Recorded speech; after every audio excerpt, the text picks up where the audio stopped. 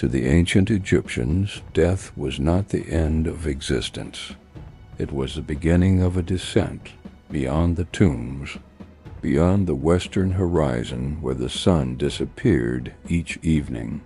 There existed a hidden realm known as the Duat, a kingdom of darkness beneath the earth, a place of shadows, divine trials, sacred rivers, burning gates, and forgotten gods. The Egyptians believed that every soul, after death, would one day enter this mysterious world. Over thousands of years, the Duat became known by many names. Some called it Tuat. Others knew it as Amethys, the hidden land beyond life itself. But no matter the name, its meaning remained the same, the realm of the dead. What little we know of the Duat survives within ancient funerary texts buried beside the dead for millennia. The Book of Gates, the Book of Caverns, the Amduat, the coffin texts, and the legendary Book of the Dead. Together, these writings paint a haunting vision of the afterlife, unlike anything in the ancient world. The Duat was not a peaceful paradise. It was a vast subterranean realm cloaked in eternal night, a labyrinth of caverns, rivers, gates, lakes of fire, monstrous beings, and sacred halls where souls faced judgment before the gods. Here dwelled the great powers of the underworld: Osiris, lord of the dead and ruler of rebirth; Anubis, the jackal-headed guide of souls; Thoth, keeper of divine knowledge; Horus, protector of kings; and Ammit, whose feather determined whether a soul deserved eternity or annihilation. Yet the Duat was more than simply the land of the dead. It was also the path of the sun itself. Every night, as darkness consumed the world above, the sun god Ra descended beneath the horizon and entered the Duat aboard his sacred solar bark. There, across 12 terrifying regions representing the 12 hours of the night, Ra journeyed through darkness toward rebirth. Each hour brought new dangers: massive gates guarded by serpent beings, caverns filled with the damned, lakes of fire, creatures waiting in silence beneath the black waters of the underworld. And somewhere deep within this endless darkness waited Osiris himself, god of resurrection seated upon his eternal throne. The soul of the deceased followed this same cosmic journey. To survive the Duat meant overcoming fear, passing divine judgment, speaking sacred names, and navigating gates guarded by terrifying supernatural beings. Only those who possessed the proper knowledge, the correct spells, rituals, and divine protection could hope to emerge safely from the darkness, because the Duat was not merely a place, it was a trial, a sacred passage between death and eternity. And for thousands of years beneath the desert sands of Egypt, countless souls were believed to wander its endless halls beneath the eternal stars. To the ancient Egyptians, the Duat was not separated from the world of the living. It existed beside it, beneath it, hidden beyond the horizon of ordinary sight. The tomb itself was believed to be a doorway, a fragile point where the mortal world touched the realm of the dead. Deep within burial chambers, surrounded by stone, darkness, incense, and sacred symbols, the soul could begin its descent into the underworld. This is why the western bank of the Nile became forever linked with death. Every evening, the sun vanished in the west before beginning its hidden journey through the Duat, and so the dead were buried where the sun disappeared, following the same eternal path as Ra himself. Funeral barges drifting across the Nile mirrored this cosmic voyage. As priests guided the coffin over the dark waters, They reenacted the journey of the sun god across the heavens and into the underworld beyond the western horizon. The Duat itself was imagined as both familiar and terrifyingly unreal. Ancient texts describe rivers, islands, roads, fields, lakes, and winding pathways stretching through the darkness. At times it resembled Egypt itself, transformed into a shadowed reflection beneath the earth. But deeper within the Duat, reality began to distort.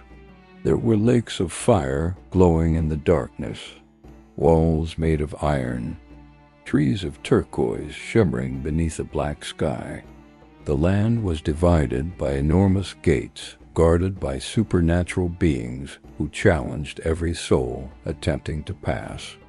Many texts refer to parts of the Duat as Shedet, the beyond, a dangerous realm hidden from mortal understanding. Other names reveal the fear surrounding it, the hidden place, the road of secret things, a path where even gods moved cautiously through the silence of eternity. This was the road traveled each night by Ra. As darkness covered the world above, the sun god sailed through the Duat aboard his sacred bark, passing through 12 regions corresponding to the 12 hours of the night. Each hour carried new dangers, mysteries, and transformations. And somewhere along this hidden journey stood one of the most important places in all Egyptian belief, the Hall of Truth. There, beneath the gaze of Osiris and the assembled gods, the dead underwent judgment. The heart was weighed against the feather of Ammit, truth against the soul itself. Only those found worthy could continue onward. Beyond the dangers of the Duat lay Aru, the legendary field of reeds. To the Egyptians, this was paradise, an eternal land where suffering no longer existed, where families were reunited, where crops grew endlessly beneath perfect skies, and the fields never failed. The dead lived there much as they had on earth, but without pain, hunger, illness, or death. Eternal spring stretched across the horizon. Golden harvests swayed forever beneath the light of reborn suns. But reaching Aru was never guaranteed. Between the tomb and paradise stood darkness, judgment, monsters, fire, and the endless hidden roads of the Duat itself. And for thousands of years, beneath the silent sands of Egypt, the dead prepared themselves for that final journey into the unknown. Deities. Deep within the darkness of the Duat, the dead were never alone. Ancient Egyptian funerary texts speak of countless divine beings inhabiting the underworld, guardians, judges, monsters, guides, and gods older than memory itself. Some offered protection. Others waited patiently for souls to fail.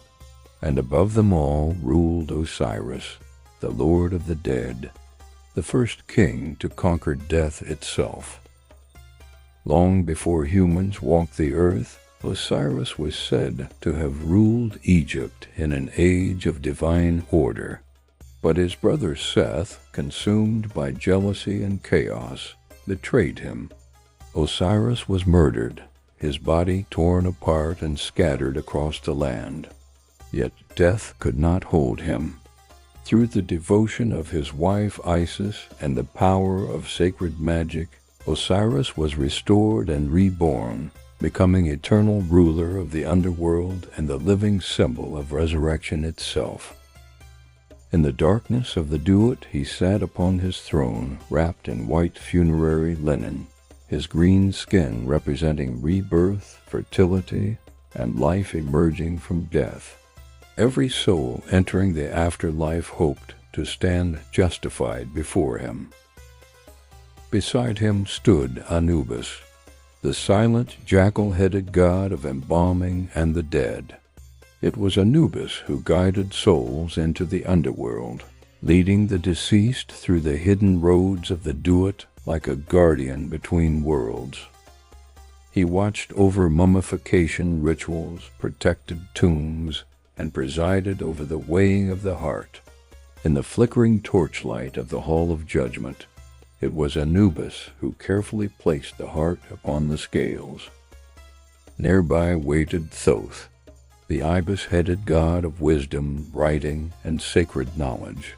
Calm and eternal, Thoth recorded the outcome of every judgment with stylus and tablet in hand.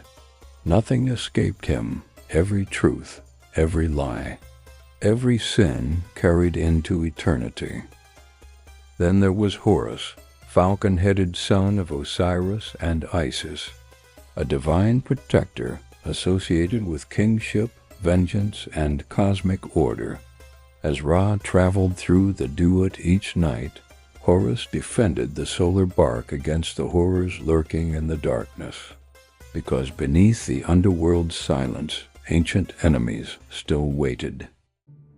Among the most feared was Apophis, also known as Apep or Aphuf, the great serpent of chaos, a colossal being of darkness that existed before creation itself.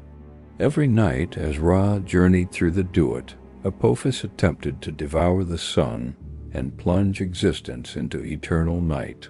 The battle repeated endlessly. Order against chaos, light against darkness, creation against oblivion. And at the center of all things stood Mot, not only a goddess, but the very concept of truth, balance, and cosmic order itself. Her feather determined the fate of every soul. Without Mot, the universe would collapse into chaos. Without truth, eternity could not exist. But for those who failed the judgment, another creature waited beside the scales. Ammut, the devourer, part crocodile, part lion, part hippopotamus, a monstrous fusion of Egypt's most feared predators. She crouched silently beside the weighing scales, waiting for hearts corrupted by sin and imbalance. If the scales tipped against the deceased, Ammut consumed the heart forever, and with it, the soul itself vanished into nothingness. No rebirth, no paradise, no second chance, only eternal erasure beneath the darkness of the Duat. To the ancient Egyptians, these gods were not distant myths. They were living forces that governed the fate of every soul after death. And somewhere beyond the western horizon, beneath the black waters and burning gates of the underworld, they still waited in silence. Mythological significance. Housing of souls, afterlife. For the ancient Egyptians, the Duat was not merely a kingdom of the dead, it was a place of testing, a realm where every soul was forced to confront truth itself. After death, the spirit of the deceased began a long and dangerous journey through the hidden regions of the underworld. Dark rivers stretched into endless blackness. Sacred gates stood guarded by terrifying beings whose names had to be spoken correctly. Unknown creatures moved through the shadows beyond the torchlight. Every step carried risk. Every mistake could mean destruction. The soul wandered deeper and deeper into the Duat, passing through trials designed to reveal the true nature of the person who had died. And eventually, all roads led to the Hall of Judgment. There, beneath the silent gaze of the gods, the final trial began. Before the deceased stood the 42 assessors of Mat, divine judges representing the laws of cosmic order itself. One by one, the soul had to address each judge by name. And then came the negative confession. The deceased declared every sin they claimed never to have committed in life. I have not stolen. I have not killed. I have not betrayed. I have not brought suffering. But words alone were not enough. The heart could not lie. At the center of the hall stood the great scales of judgment. Anubis carefully placed the heart of the deceased upon one side. Opposite it rested the feather of Ammit. The feather represented truth, justice, and the divine balance holding the universe together. Every action, every cruelty, every hidden thought was believed to weigh upon the heart. If the heart remained light, pure, and balanced, the soul passed the test. The deceased could continue onward into Aru, the eternal field of reeds where peace, abundance, and reunion awaited forever. But if the heart proved heavy with sin, something terrible happened. Waiting beside the scales crouched Ammut, the devourer of souls, part crocodile, part lion, part hippopotamus, a creature born from nightmare itself. If judgment failed, Ammut consumed the heart, and with it the soul vanished forever. No torture, no eternal flames, no endless suffering. To the ancient Egyptians, the greatest punishment was far more terrifying: to cease existing entirely. The condemned were denied the afterlife, denied memory, denied eternity. Their identity dissolved into darkness beneath the silent halls of the Duat. This is what made Egyptian beliefs about death so haunting. The underworld was not a place of endless punishment like later visions of hell. It was a place where existence itself hung in fragile balance. A soul could achieve immortality among the gods, or disappear forever into oblivion, and somewhere beneath the earth beyond the western horizon, where the sun vanished every night, the scales of judgment still waited in silence. Ancient Egyptian afterlife beliefs. To the ancient Egyptians, death was never seen as an ending. It was a passage, a crossing between worlds. Beyond the silence of the tomb lay another existence, hidden beneath the earth, beyond the western horizon where the sun vanished each evening. This mysterious realm was known as the Duat, the kingdom through which every soul was destined to travel after death.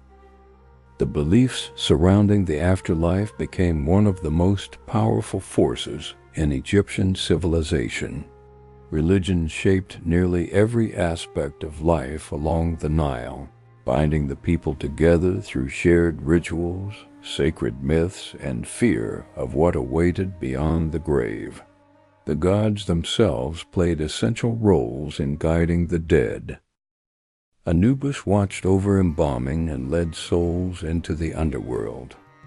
Thoth recorded divine judgment. Ammit governed truth and balance, and Osiris, the resurrected ruler of the dead, waited deep within the Duat to decide the fate of every soul. As Egyptian writing evolved, these sacred beliefs were preserved within funerary texts buried beside the dead for thousands of years. These writings became guides for eternity. They described the hidden geography of the underworld, the names of terrifying gatekeepers, the spells needed to survive supernatural dangers, and the rituals required to reach eternal life safely. To the Egyptians, the afterlife rested upon three great ideas: the existence of the underworld, the promise of eternal life, and the rebirth of the soul. The Duat itself was believed to have only one true entrance, the tomb. Once the soul entered the burial chamber, the journey began. Ancient texts describe long corridors illuminated by flickering torchlight. lined with sacred statues and divine guardians watching silently from the darkness. Among them stood forms of Horus, the falcon-headed protector of kings and souls. But the road through the Duat was not the same for everyone. Kings traveled one path, common people another. Each soul faced trials according to its status, knowledge, and righteousness in life. And eventually, every traveler reached the presence of Osiris. There, within the hall of judgment, the dead were tested. Only those found virtuous, those whose hearts remained balanced against the feather of Ammit, could continue onward into eternal peace. The Egyptians believed that eternal life was not static. It was rebirth. Again and again, the soul could be renewed, just as the sun itself was reborn every dawn after crossing the darkness of the underworld. But immortality was never automatic. A person had to live justly while alive. They had to honor the gods, respect cosmic order, and follow the sacred principles of Egyptian belief. Even after death, the responsibility did not end. The living also played a crucial role. Family members had to perform proper burial rites, preserve the body, leave offerings, recite prayers, and maintain the tomb so the deceased could safely continue their journey into eternity. Without these rituals, the soul risked becoming lost in the darkness of the Duat. And yet the Egyptian vision of eternity was not a world of endless emptiness. It was life, perfected. The dead hoped to continue the things they loved most. Farmers imagined fertile fields that never failed beneath eternal spring skies. Boats painted upon tomb walls were believed to appear in the afterlife itself, ready to carry their owners across sacred waters. Families hoped to reunite. Workers hoped to continue their crafts. Musicians imagined eternal songs echoing through paradise. To the ancient Egyptians, immortality was not about escaping life. It was about preserving it forever. And somewhere beyond the tombs, beyond the desert sands, beyond the last light of the setting sun, the souls of the dead continued their endless journey through the hidden kingdom of eternity. Funeral practices. For the ancient Egyptians, death was not a single moment. It was a process, a dangerous passage filled with trials, hidden gates, divine judgment, and ancient rituals meant to guide the soul safely into eternity. And no soul could survive this journey alone. The dead depended upon the living, upon priests who spoke sacred words into the darkness, upon family members who brought offerings to the tomb, upon embalmers who preserved the body against decay, and upon rituals so ancient that their origins were already forgotten by the time the pyramids rose above the desert sands. In our previous journey through the Egyptian afterlife, mummies, tombs, and ancient death rituals, we explored these funerary rites in detail, the sacred art of mummification, the ceremonies performed beside the dead, the preparation of the body for its descent into the Duat. But the tomb itself was just as important as the rituals surrounding it, because to the Egyptians, the tomb was not merely a grave. It was a bridge between worlds. Across thousands of years of Egyptian history, tombs changed dramatically in size and design. Some were simple pits hidden beneath the sand. Others became vast underground labyrinths, carved deep into mountains or colossal pyramids reaching toward the heavens. Yet their purpose remained unchanged. Every tomb was built to protect the dead and to help the soul pass safely into the underworld. Most Egyptians began constructing their tombs during their own lifetime. Preparing for death was not considered morbid. It was necessary. The tomb became a carefully designed eternal dwelling place, where the deceased would continue existing long after earthly life had ended. Inside the burial chamber housed the preserved body alongside objects needed for eternity. But the tomb also possessed another function, one far more mysterious. It served as a spiritual gateway into the Duat. The decorations covering tomb walls were not simple art. They were magical tools. Sacred texts, prayers, and images filled the chambers with protective power, guiding the soul through the dangers waiting in the underworld. Some inscriptions taught the deceased the names of divine gatekeepers. Others contained spells against serpents, demons, and eternal darkness. These magical writings transformed the tomb itself into part of the soul's journey. One of the most important features inside many Egyptian tombs was the false door. Carved into stone, yet leading nowhere physically, the false door represented a threshold between the living and the dead. Through this symbolic doorway, the spirit of the deceased, or even the gods themselves, could pass freely between worlds. Offerings placed before the false door were believed to nourish the soul for eternity. For kings and pharaohs, tombs became unimaginably vast.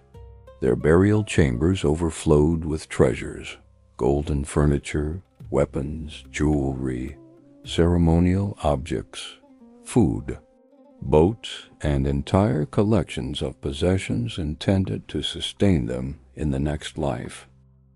These grave goods were more than symbols of wealth. They were preparations for immortality. Everything buried beside the dead had a purpose: to protect the soul, to ease the passage through the Duat, or to honor the gods who ruled the afterlife. Because deep within the heart of Egyptian belief remained one overwhelming fear: that the soul might become lost in darkness before reaching eternity. Afterlife texts. As the centuries passed and Egyptian civilization grew older, the journey into the afterlife became more elaborate, more dangerous, and more mysterious. The dead no longer entered eternity unprepared. Across tomb walls, coffin lids, papyrus scrolls, and hidden burial chambers, the Egyptians covered the resting places of the dead with sacred writings, powerful spells meant to guide the soul through the darkness of the Duat. These were not stories, they were survival texts for eternity. The Egyptians believed the underworld was filled with hidden dangers, serpents lurking beyond sacred gates, lakes of fire burning in the darkness, hostile spirits waiting to destroy the unwary dead. Without knowledge, the soul could become trapped forever beneath the earth. And so funerary literature became one of the most important creations in all of Egyptian religion. Over thousands of years, these texts evolved alongside Egyptian civilization itself. The earliest known examples appeared during the Old Kingdom. These were the pyramid texts, sacred spells carved directly into the stone walls of royal pyramids. Only kings possessed them. Deep inside the pyramids, surrounded by endless corridors of stone, the words glowed in torchlight, like whispers meant for eternity itself. The spells protected the pharaoh against evil forces and guided him toward divine rebirth among the gods. But as centuries passed, access to sacred knowledge slowly expanded beyond royalty. During the Middle Kingdom, these writings evolved into the coffin texts. Now, nobles and high-ranking officials could carry sacred spells into the afterlife as well. Instead of being carved into pyramid walls, the texts appeared painted across wooden coffins themselves, surrounding the deceased with layers of magical protection. New spells emerged. Some taught the soul how to navigate hidden regions of the Duat. Others gave the deceased power to transform into birds, serpents, or divine beings in order to survive the dangers of the underworld. The afterlife was becoming increasingly complex. And eventually, during the New Kingdom, Egyptian funerary literature reached its most famous form, the Book of the Dead. Written upon long papyrus scrolls buried beside the mummy, the Book of the Dead contained nearly 200 spells, prayers, hymns, and instructions for eternity. It taught the soul how to pass through guarded gates, how to speak before the gods, how to avoid monsters waiting in darkness, how to survive the weighing of the heart before Osiris himself. For wealthy Egyptians, personalized versions could be commissioned, texts containing carefully selected spells tailored specifically for their own journey into the Duat.